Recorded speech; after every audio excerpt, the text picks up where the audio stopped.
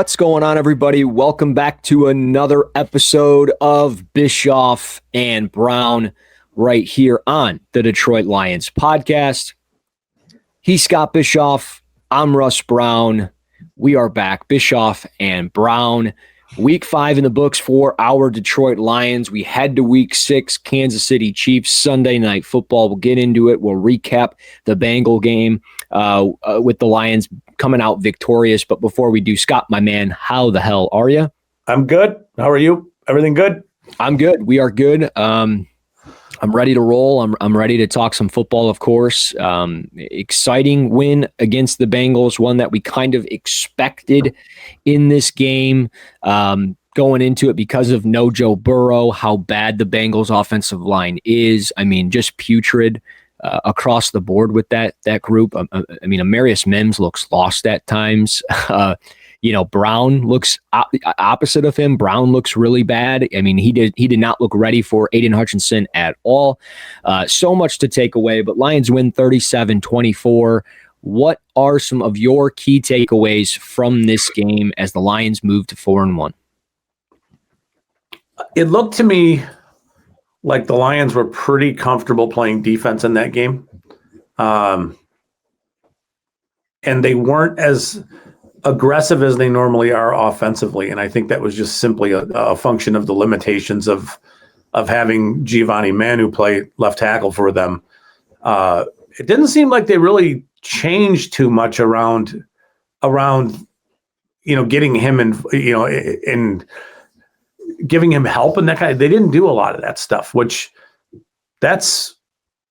I don't know what to take away from that. Like, I'm not sure that's the best play, especially if Trey Hendrickson is lined up across from him. Like, yeah, I mean, if you do that, I suppose that's a good way to get your quarterback banged up. But still, the other way of looking at that is they seem to be pretty comfortable with that matchup, right? So yeah. I don't know what to make of it. I thought he looked okay at times.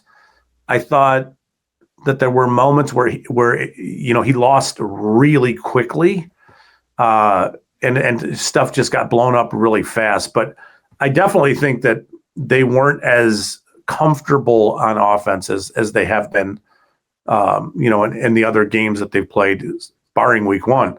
But on defense, I thought that was pretty smothering through 3 quarters. I know that Lions fans collectively have lost their minds about Terrion Arnold.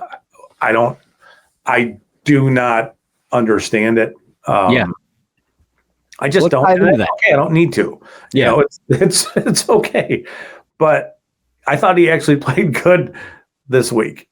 Yeah, considering who he was matched up against, I thought some of the calls. We're back to the whole. Well, we think he was probably holding him or whatever, because the press lands and he's sticky and it's within 5 yards and the ball doesn't come out, and that shouldn't be a penalty, but it is because they called something, and it's like, so I mean, I suppose that's sort of it. I think they looked okay offensively.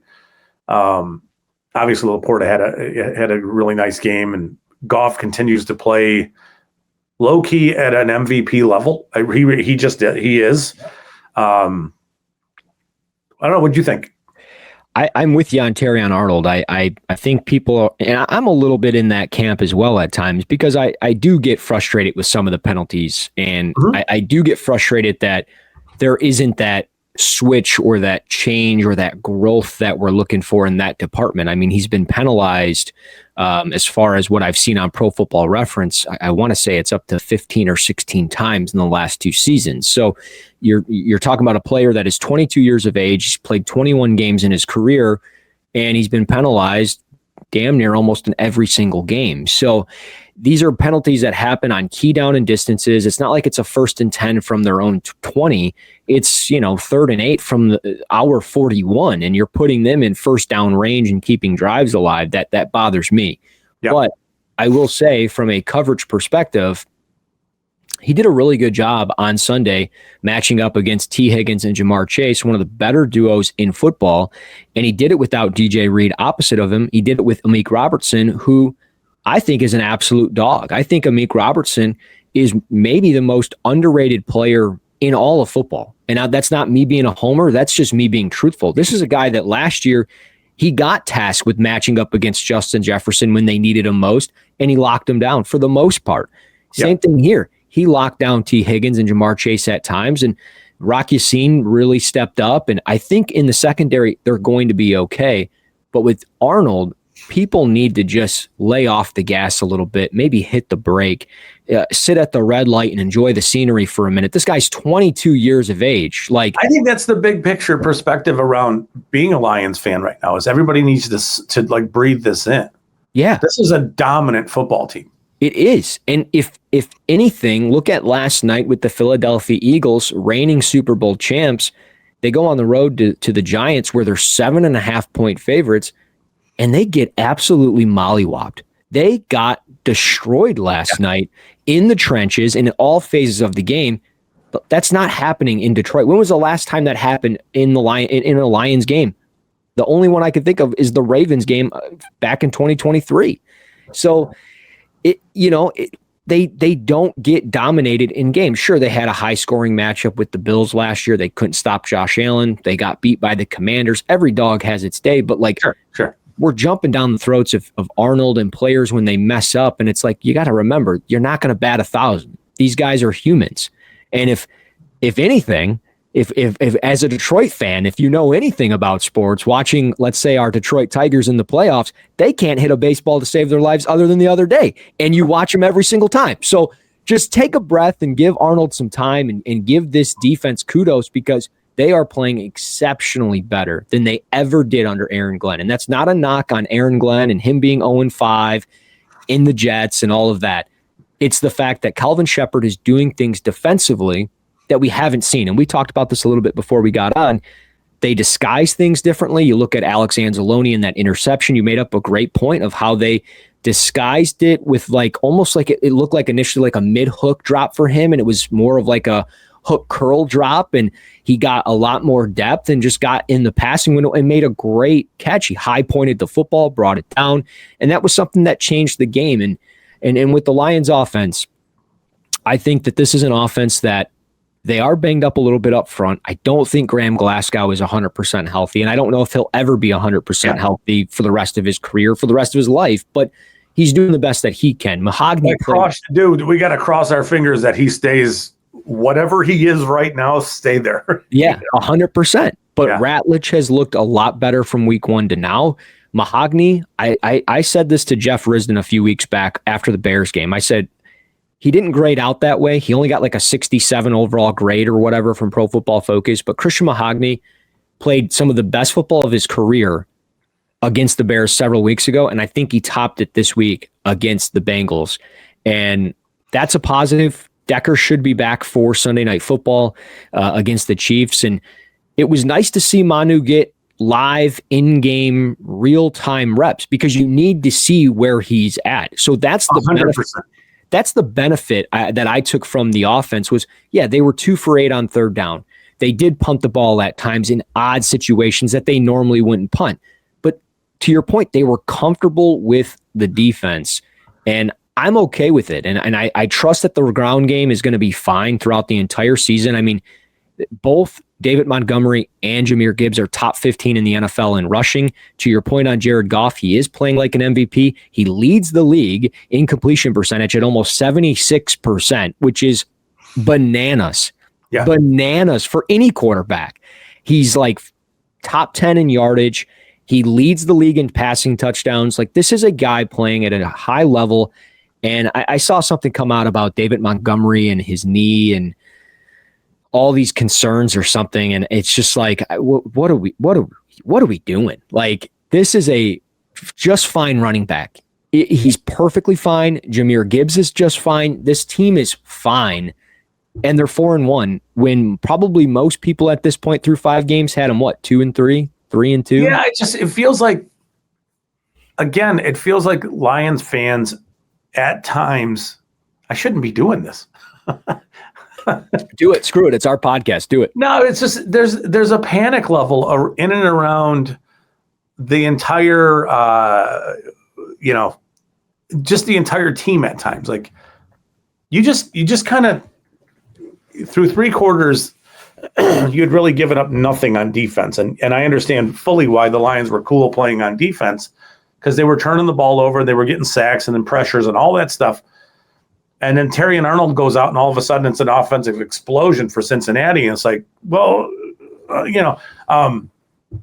but the panic around their offense after that game, not panic, but you know what I'm saying? It's like, we all just kind of like breathe this in. This is one of the best teams in football.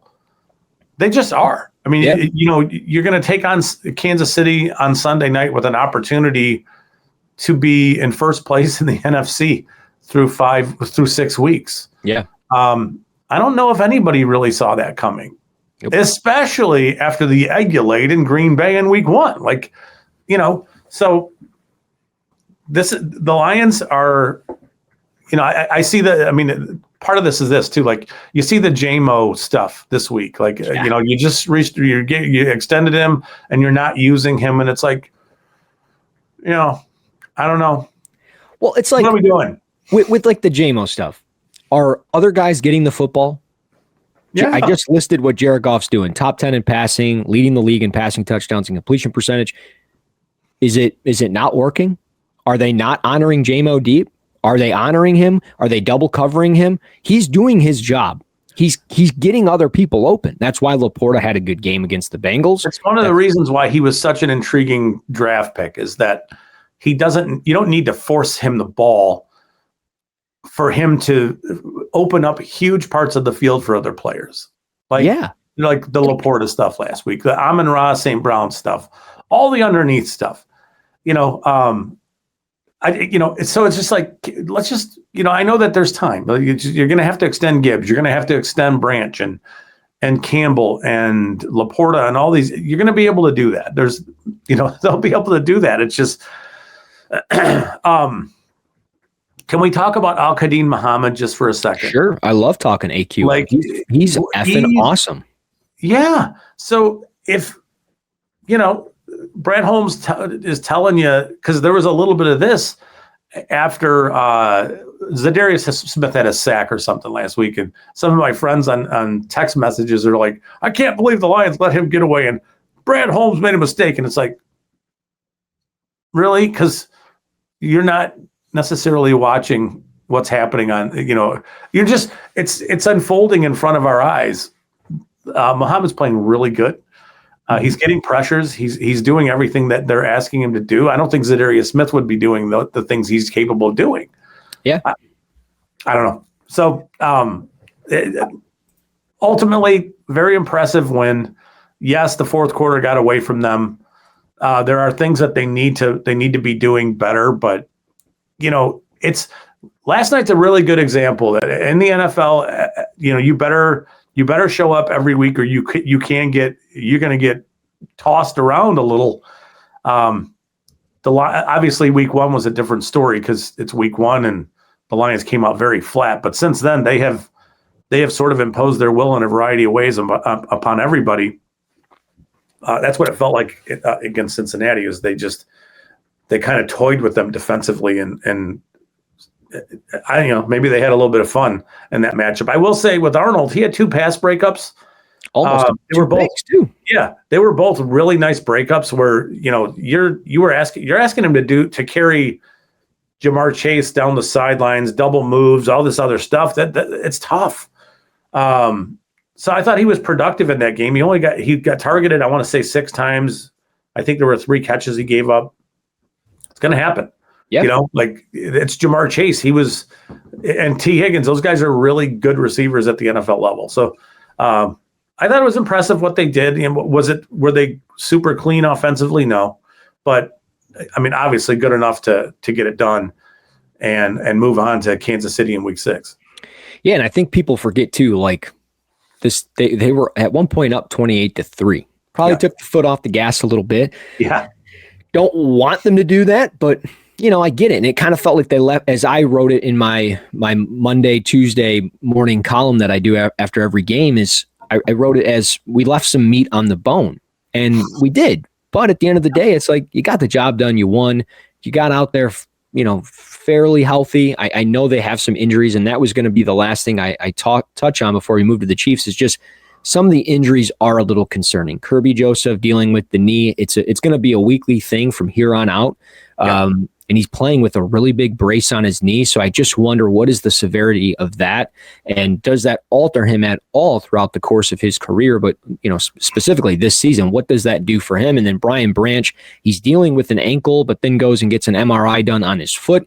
We know he had some foot concerns going into this season or last season. I can't remember. But either way, he was banged up, and that's because he plays a physical brand of football. We obviously know Arnold's going to be down for a little bit. Reed should be back within maybe a month or so, hopefully.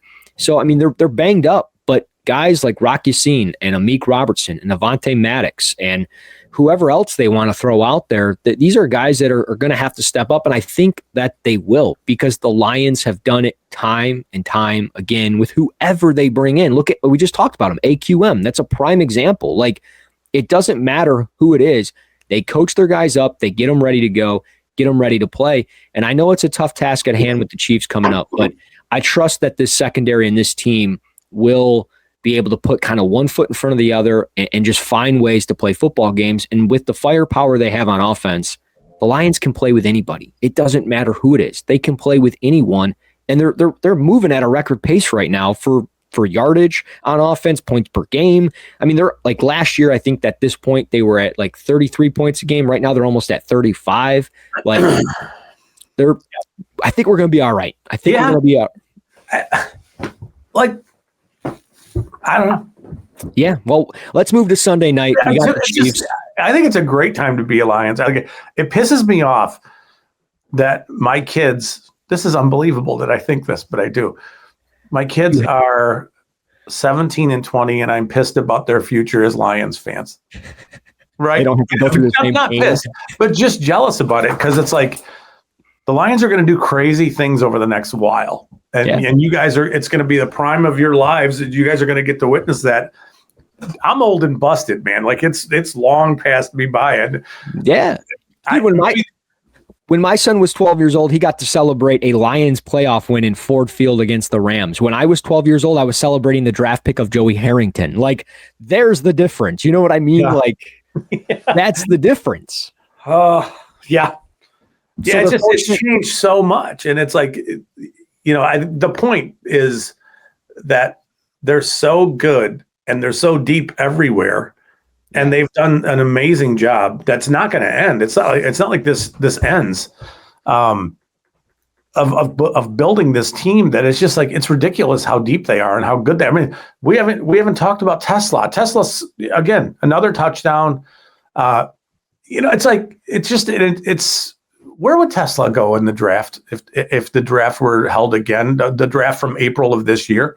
Like, I remember people, including us, kind of scratching our heads a touch at it. Like, yeah, they gave up a lot there, but they didn't give up. They moved a full round to make that pick, but not to make this about Holmes, but it's just like, people need to just chill, because this team is ridiculous. And in today's NFL, it's tough to do what he has done. Obviously, they have to finish. So I think to the injuries that you were mentioning, it's not necessarily a bad thing for a guy like DJ Reed to miss a few games in the middle part of the season, because you're going to have an extended run where you need these guys to come back and be fresh and ready to roll. It's not the worst thing in the world to have them miss 4 games in the middle of this. It's just not. Yeah. I mean, is it perfect? No, but you would rather them miss games now than some of the stuff that happened last year, when an injury happened it was season ending. It seems like they're getting a little bit of good fortune around some of their injuries. Marcus Davenport's going to return. Aleem McNeil is probably coming back this week. Yeah. Like, there's a lot of good happening. Yeah, they're making Mekhi Wingo a healthy scratch, which is a little interesting, but I know there's some things that he's got to work on and improve on, and it sounds like that will happen with time. And as you get to the later parts of the season, you bring back a body like that where he's versatile on the interior and edges of your defensive line, that only helps you. And I mean, you look at Rodriguez, he'll be back at some point. Yeah. Arnold should be back at some point. It's just a matter of when and where. And I think we'll be just fine. And I don't think people are fully hitting panic mode or anything like that, but there's a lot of overreacting with how games end or how injuries occur and what other players are doing. Like, so many people are hell-bent on getting Trey Hendrickson, and I get it. But at the same time, AQM is doing his job. They're getting pressure with other guys like Nowaski and Barnes. You don't need to sell the farm to just go get that guy. If it's not broke, you don't need to fix it. Like, just let it be. Yeah, like, and I think that, as I think about this, it's just a measure of expectation, and that's sort of a testament to Brad Holmes and Dan Campbell that fans absolutely expect them to win all the time, but also win, huge games in the playoffs too. That's the expectation, and a little bit of PTSD around the edge position last year and how it sort of just fell apart. After Hutchinson goes down, and then it just, there was so much of that, the injury stuff that hit them last year. I get it. I mean, I do understand it, but last year was a bit of its own thing. Yeah. I just think that, from week to week, as good as they look and as easy as they're making football look, that should be its own reward to watching this team play. Is like, offensively, on the offense, they look like they can do just about whatever they want when they want to do it. Is it perfect? No, because there are times, like, it seemed like they struggled to run the ball last week. I don't know exactly how much of that is a function of timing and rhythm with a new left tackle. Yeah. You know what I mean? So, but yeah, I just, they're a fun team to watch. They're loaded. Goff is playing at as high a level as you can as a quarterback. And that's its own, it's crazy how much there are times when he'll get them into a play and make a change at the line of scrimmage because of something that he sees, and then boom, touchdown. Super easy. Yeah. It's impressive stuff. It is. And, just to piggyback and kind of put the bow on it, like I said earlier, they put their foot off the gas a little bit, I think, in the Bengals game. But later in that game, when the offense needed a drive, they just strapped up and went out and drove down the field. And nothing looked problematic. It all looked easy with flow. And I get it, it's late, and probably the Bengals were taking guys out too and probably got their foot off the gas. But at the end of the day, like, you look through 5 weeks of the season, we've seen some teams already play their sixth game of the season or whatever. And it's just like, looking at all 32 teams, the Lions look like the best team in the league. I mean, they just do. They look like the best team in the league. And maybe I'm eating my words. Maybe I'll be eating it and crying on Sunday night, depending on how that thing goes. But they look like the most physically dominant team in the league again. And they continue to do it year after year, game after game with Dan Campbell. And we get Dan Campbell and his Lions Sunday night primetime. And we know what it is, the record on primetime. They're like 12-2 under Dan Campbell on primetime games. They get back-to-back primetime games. Sunday night football with the Chiefs, Monday night with the Bucks. Bucks coming here in week 7. We'll talk about that next week. But what are we looking for here? Lions, Chiefs, obviously just a big game all around. And the Chiefs are coming off a loss, so you know that they're going to be hungry to get things right. I'm sure there's some eyeballs on Chris Jones with how he finished the game last Monday night against the Jaguars, and Trevor Lawrence just kind of walking on the field type of deal. Do you feel like he thought he was down? I felt that way. I thought he was down for a second. I go, oh, they just blew the game. They're blowing the game. And I don't know. Maybe he was checked out on the play. Who knows? But I mean, this is an offense that has shown, and I'm talking about the Chiefs. Yeah. When they don't have Xavier Worthy, who he has not practiced yet this week, when they don't have him, that offense looks completely different. Completely different. Yeah. They don't have, conventionally, they don't have the ability to put themselves in good down and distance running the ball. Yeah. So then it forces Mahomes to kind of play superhero. And he's done that this year. I know they're 2-4, but he's run the ball a lot. I would look at the way the Lions played defense against Lamar in Baltimore this year, and just how they forced him to kind of stay in the pocket. Again, I don't know if that's a testament to whether they had spies or whatever they had going on, but the Lions definitely made it. They played enough contain to keep Lamar sort of in the pocket and not scrambling and any of that stuff. But Mahomes is sneaky that way. I think that that's. I don't know. I don't know what you think about Pacheco, but to me he's just like, he is a long strider who has no patience at all to allow things to set up. So he's constantly running, into a guard's back, and he doesn't have much change of direction. It's 100 miles an hour. He runs pretty spastic. I hope he doesn't see me say this about him because I'm not doing it. So right. You know what I mean? It just from a relative standpoint to other NFL running backs, there is a level of chaos around the way Pacheco runs and how impatient he is at times. So I don't think that the Lions are going to allow the Chiefs to set themselves up offensively in good down and distance running the ball. Doesn't mean they can't. They can't. But I don't know that they're going to effectively. And then it's going to be, what is Mahomes able to do with Kelsey? And if Worthy plays, who knows? I don't know. I don't know what that looks like on Sunday.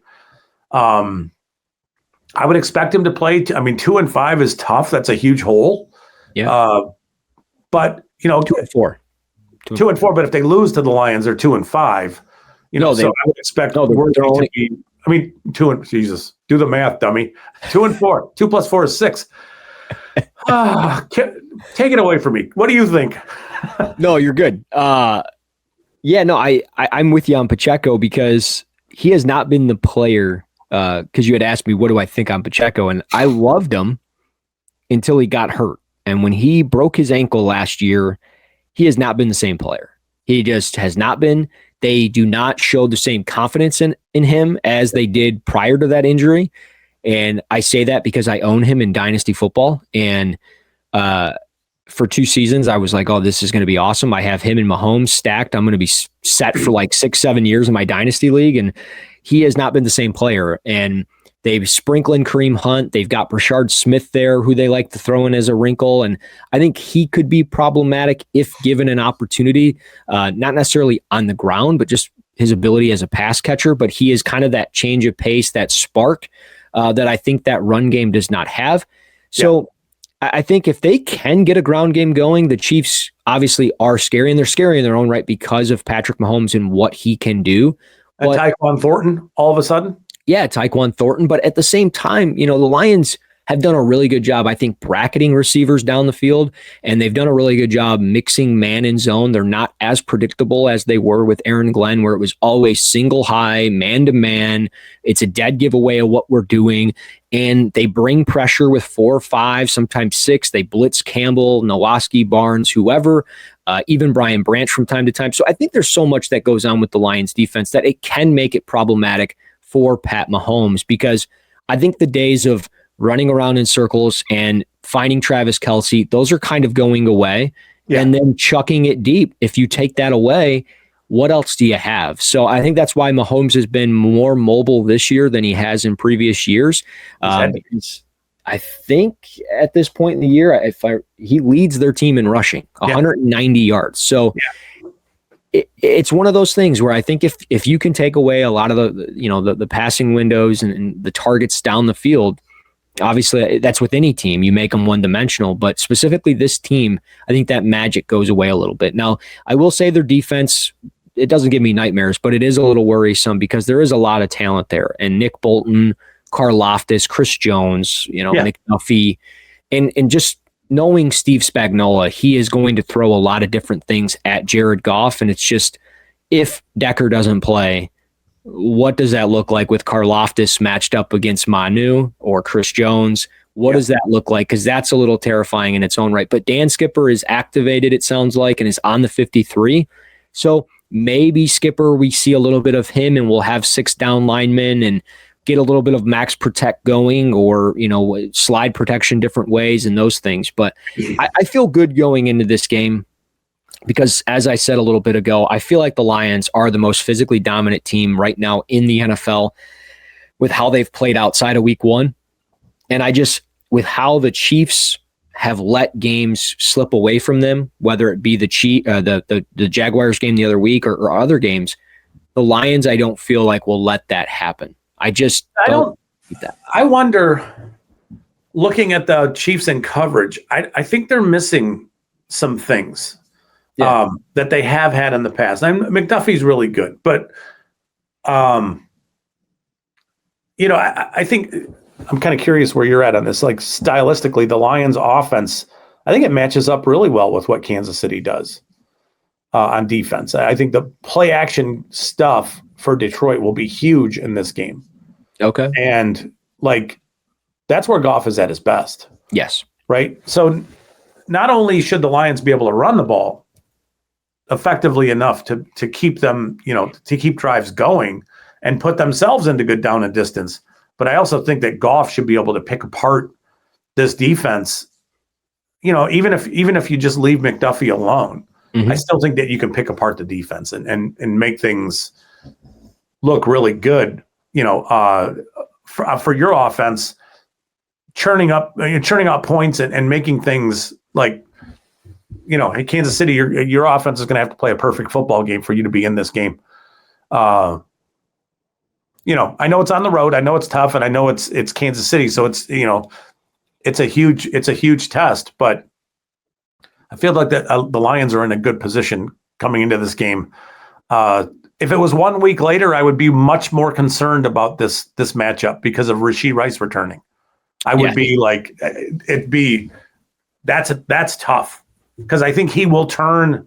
I think Rashee Rice's his return to that offense takes them next level potentially, and gives them a dimension of stuff that they haven't had in recent years. Like Tyquan Thornton's he's playing really good for them as a deep shot guy. And then you got Rashee Rice returning, who's going to really stretch the middle of the field. He's a great route runner. I would expect him to get peppered with targets, but they're going to take shots too. So the Lions do catch a little bit of a break in this matchup, not having to deal with Rashee Rice. Yeah. What that looks like, I don't know, but I would think that defensively they should be able, like you said, bracketing and doing some other things. But on offense, I think they'll have their way with Kansas City's defense and put Kansas City's defense in a position where they're uncomfortable. And we've seen that, after week 1, we've seen it 4 straight weeks. So I feel comfortable about this, which is nuts to say, but no, I know. I think the thing with the Lions offense is they're not playing like the way that Spagnuolo disguises things in coverage and then different blitzes. That was my point to like the passing offense of making it a little problematic, because they don't give up a lot of passing yards through the air, but they do give up yards on the ground. And I wonder if that's just simply because they do have to drop certain guys back and do certain things with moving their defense, which opens up rushing lanes and those types of things. But also I just wonder, like, up front, are they just not as physical as they once were? Guys are getting older. Certain guys just aren't that good against the ground game as you would want them to be. And I feel like that suits what obviously we do as a football team. And I feel like this is a Gibbs spot, as we move to kind of our key player to watch on offense, key player to watch on defense. I think Gibbs is a guy to definitely watch on the offense for obvious reasons, but it feels like there's been moments where Gibbs has been so close to like getting to the second level and just being gone, and it hasn't happened just yet. I feel like this is one of those games, prime time, that we see on Sunday night where he does get that second level and he hits one for 60 yards or 50 yards, and it starts changing the game. But I just hope that they don't do things too fast and give too much time to Mahomes late in game. And if they do, hopefully they're up by, 2 or 3 different scores at that point. But I think we could go on for a long time back and forth on this matchup of what to watch for. But moving to the offense, key player to watch. I'm going Gibbs. I'm kind of taking the cheat route here, but I'm going to go J-Mo. Okay.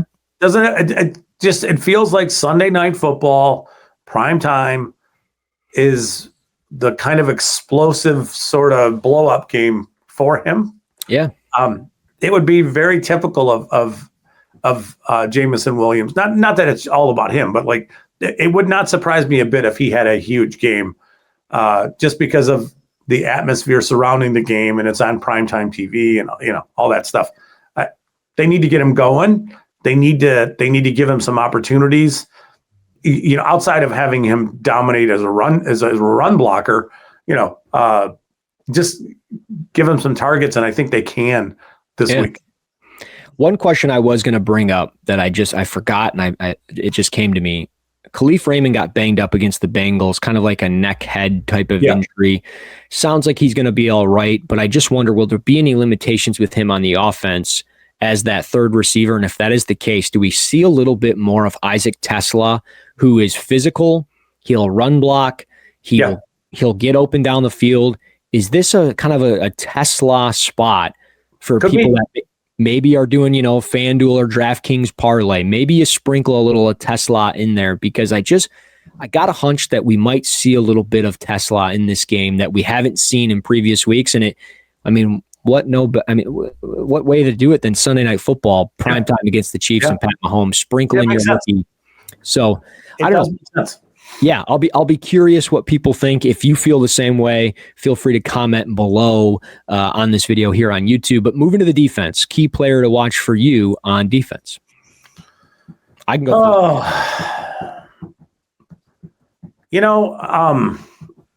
I want to say it's Rock Ya-Sin because of starting opposite Amik Robertson in coverage, but I don't know exactly what to expect for Kansas City's weapons, right? Like I don't know totally what to think about how they're going to roll out their weapons.